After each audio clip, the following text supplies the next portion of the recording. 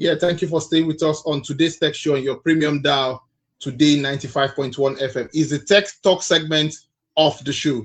Now, digital deception is one of the fastest growing threats online, with fake news, scams, and AI generated content, making it harder to know what is real. In Nigeria, where millions rely on social media and digital banking daily, cyber criminals are increasingly using these tools to trick users, steal data, and manipulate trust.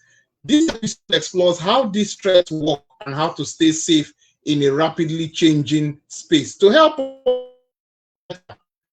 how Nigeria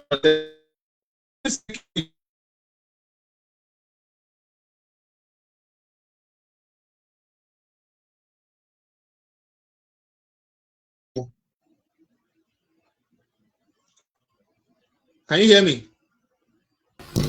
Yes, I can hear you. Good afternoon. Yeah, thank you for joining us on the show. Thank you for having me. I can hear you, Okay, sir. now what exactly is digital deception in today's cyber world? What is digital deception?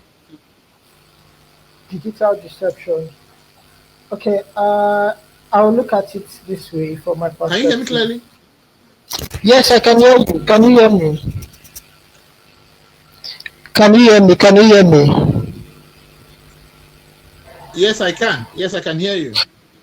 All right, so I was saying that digital deception is the use of technologies to mislead or manipulate people online.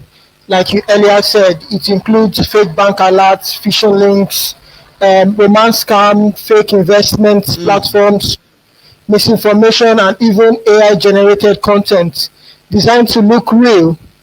And the dangerous parts of today's scams and phishing attempt is that AI is an open tool to all, and we all use devices these days, from our phones to our laptops to other generative devices we use to communicate over the internet.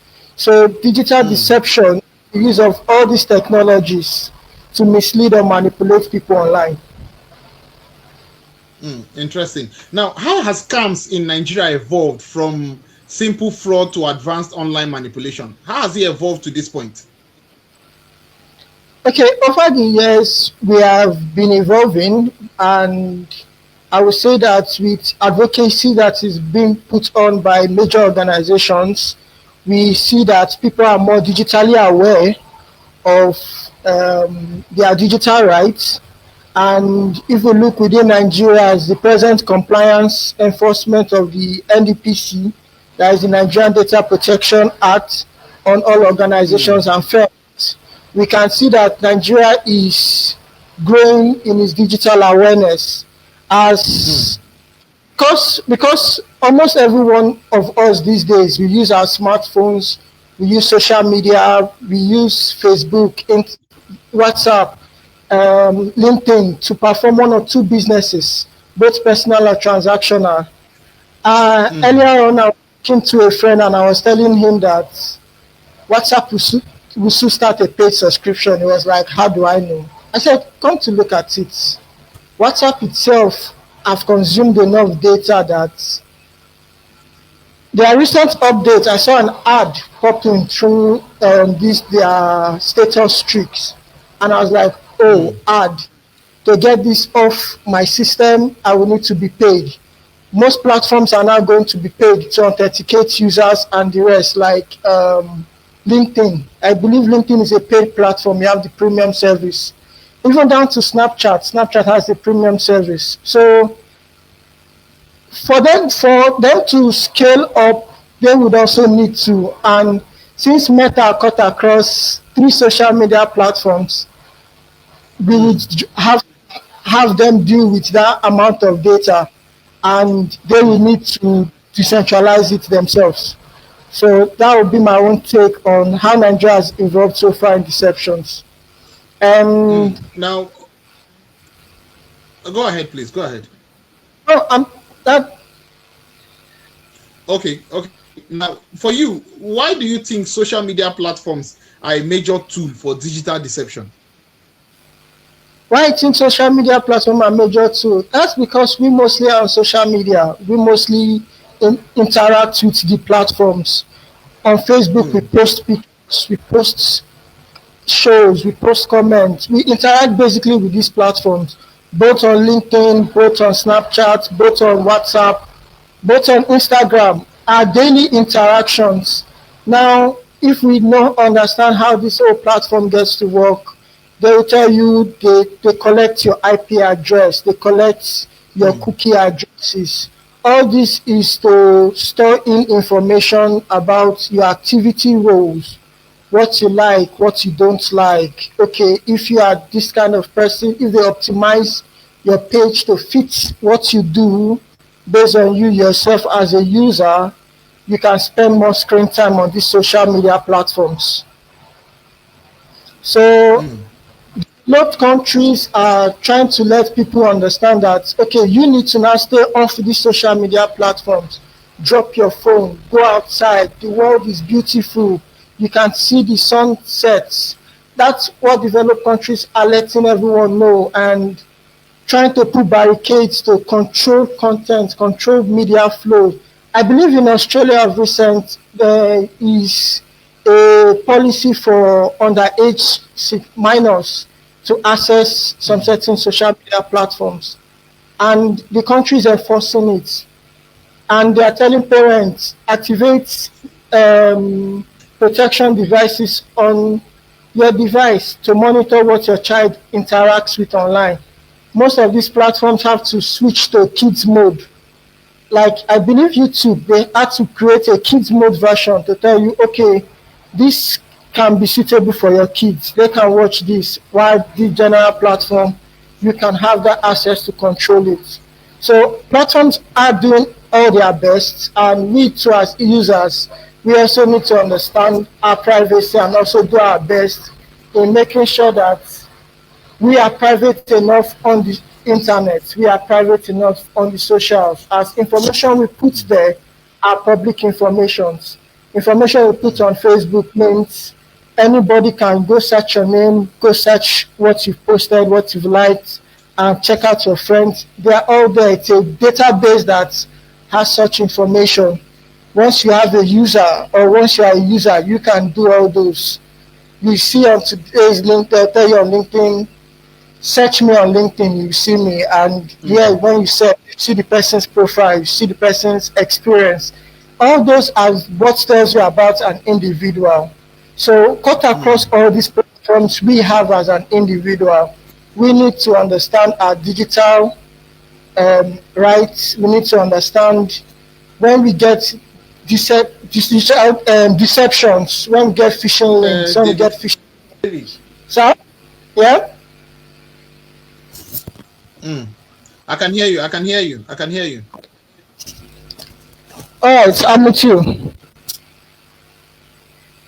Okay, now for you, I've been curious for some time now to ask this question.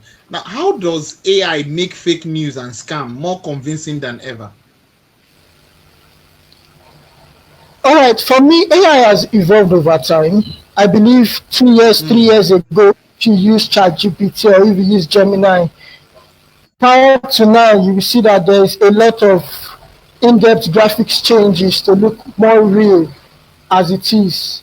And integrating other forms of technologies like quantum, and not to go that far, into the AI system, AI has evolved to a certain level that it's yet to even scale on its own level. You are yet to use AI at a scale. Organization is still yet to use AI at a scale. We are still the. I saw a news of recent whereby the organizations are saying the amounts to run AI, they can't fund it any longer. They are trying to cut down the use of AI in big techs, because to fund AI, because it's large sum of money, and it's not easy to have that data clustered in one place. So to scale AI, it's also AI that will scale the AI. So we still have a lot to do in balancing how that scalability will be when it comes to AI. But there's a lot to do. Yeah, my question was, how does AI make fake news and scam more convincing than ever? How is it able to achieve that? With the information we feed it, with the data we feed it, Mm, we fine tune, we that's what. feed information with data. Mm, We prompt the engine to.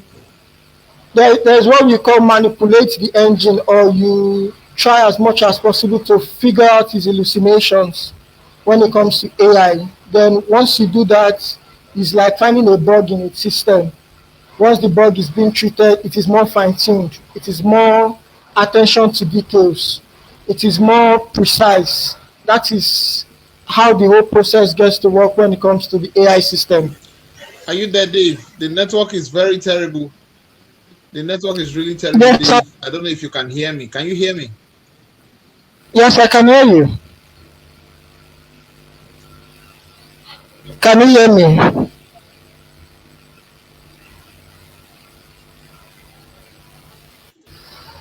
Network issues. I just hope we can get Dave back on the line to join us on the show.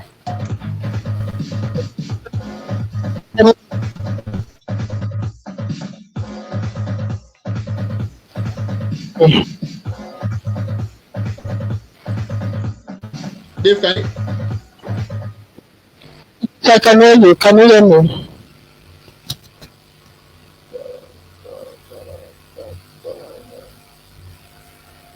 Try. I have gone to shoot myself. Just like you call me. Jokota.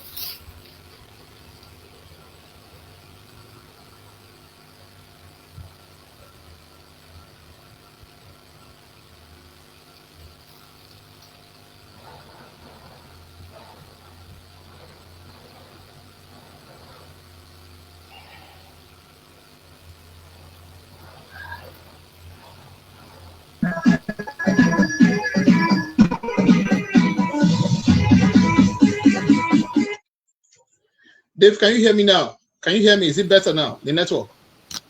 I can hear you. Okay. Because of time, we have to run faster. What role does a human psychology play in falling for online deception?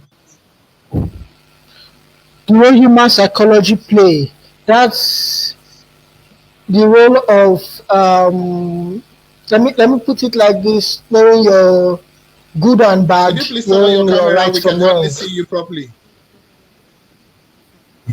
Okay, I had to switch it off to try and make network more stable.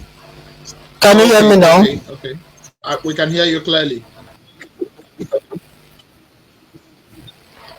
All right. We can hear So you. you asked for the role of human psychology. Can you hear Yes, me? You human asked like for the role of human yes, psychology. yes. What role does a human Okay, psychology play in in falling for online deception? in cybersecurity, we call that social engineering. So social engineering is for some an ability to manipulate a human to do what you want the person to do for you. So you social engineer someone to get information, you social engineer someone based on intent level. So once you're dealing with deception, you have to have an intent. So why intent comes first. So with the intent, you get to know what kind of skills you use. And those skills come into social engineering where you manipulate persons, and human psychology comes into play because we humans, we are very complicated. We have Mm, empathy, we have sadness, we have joy, we have so much emotions that we have, and easily manipulating each and every one of those emotions can either trigger a cause or a reaction.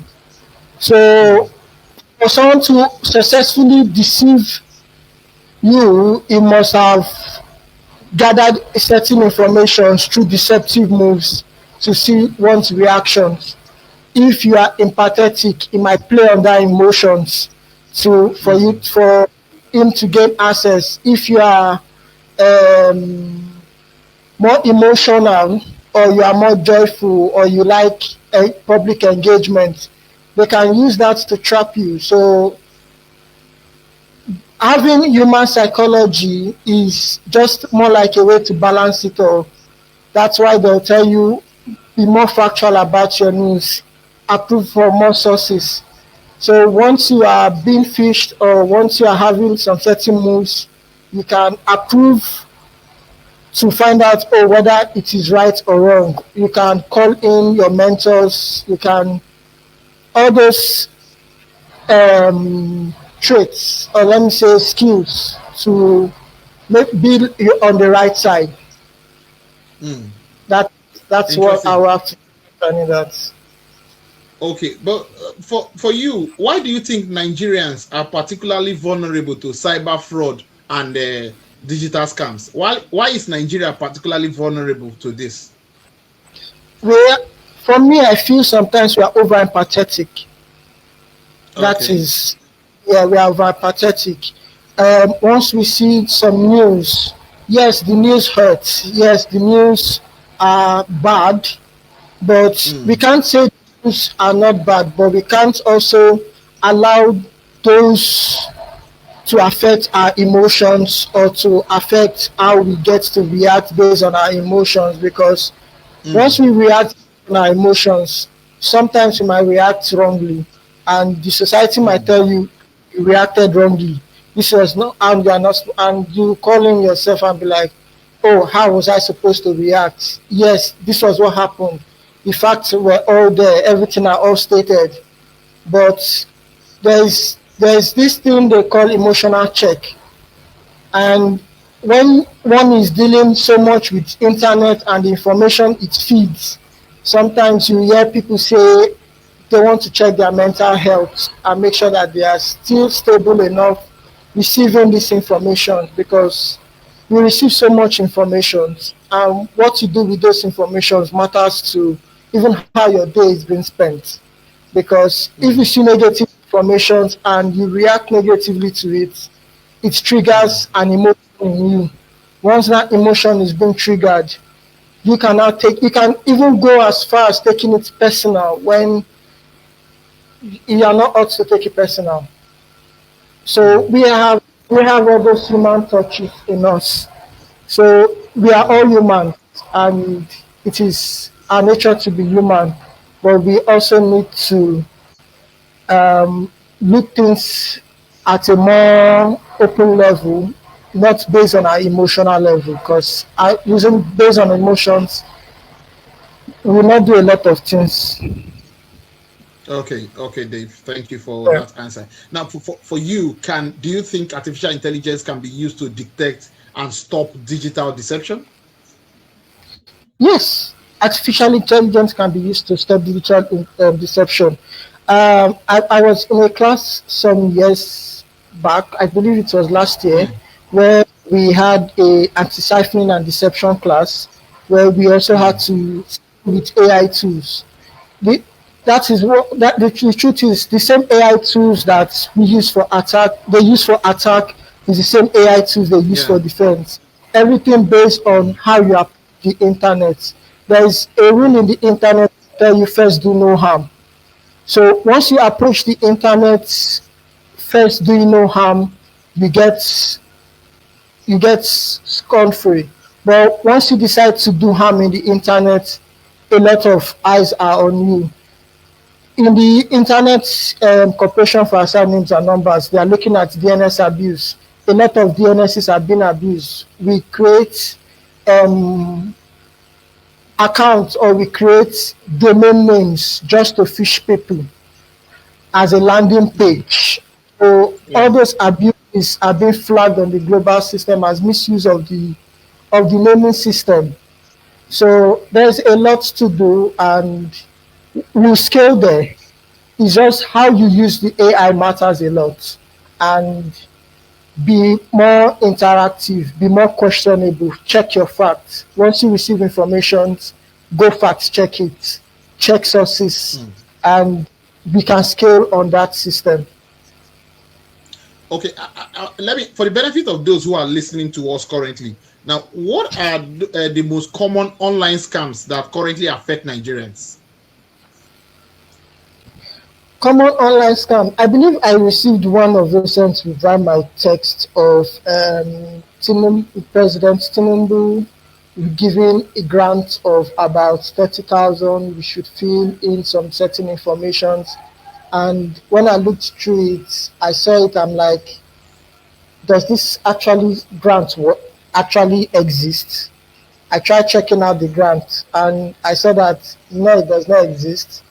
A certain URL was being used and the information that was being asked was so much personal, and I felt this is a scam rolling in. How many Nigerians would have caught it ahead of all these fake palliative scams that gets to come outside in Nigeria? So Mm, one thing is fact checks. The organizations and bodies within the country are there. We can go and lay inquiries of all these informations we get to see online. And once mm, we do, they can fact check for us and we mm, can see how we can make a proper process for all these grants if it's available, or we just know mm, that those phishing links, those are just providing information of your name, your surname, BVN number, sometimes NIN, sometimes WhatsApp number to someone at the back end ready to use those informations to do harm than good. So we have mm. to be careful when we interact with the internet. Okay. Now, before we run off because of time, now, can digital literacy reduce the success rate of online scams in Nigeria? Yes, digital literacy can reduce, and that is why the need that frame digital literacy framework is also a big boost that helps towards that, and Mm, it helps Nigerians to understand what it is to engage in the internet. So it is not just holding your phone, buying data from any of the service provider, and boom, you're on the internet. And even while you're on the internet, there are still informations that are communicated on the internet. So no websites or no browsers can know anything if you don't go through it. So yes, digital literacy, given down to community levels, given down to local government levels, given down to the street levels, given down to our youth levels. If we are once we armor down more on advocacy of digital literacy rights to even those that are more vulnerable to this, like children, mm. Yeah. with more physical abilities, we can help strengthen digital rights. We can also help them know what to do when they're on the internet, because once they know what Mm, they are doing, they won't fall for scams and they won't fall for phishing links once they see someone just share a link via any of the platforms. mm. My final question to you in 60 seconds. What does the future of cybersecurity look like in a world filled with AI driven deception? The future of cybersecurity, 60 seconds. I would say it is going to be a whole lot of fights. We are fighting hard. Mm, We are making sure that we do our best to keep everyone safe on the internet based mm, on any security, so many data and personal data that are used to interact with the internet. The fight is real. The fight is hard against cyber attackers. We also need to be careful as end users when we interact with the internet. Thank you. David Inem, cybersecurity expert, thank you for joining me on the show this week. Thank you very much for having me.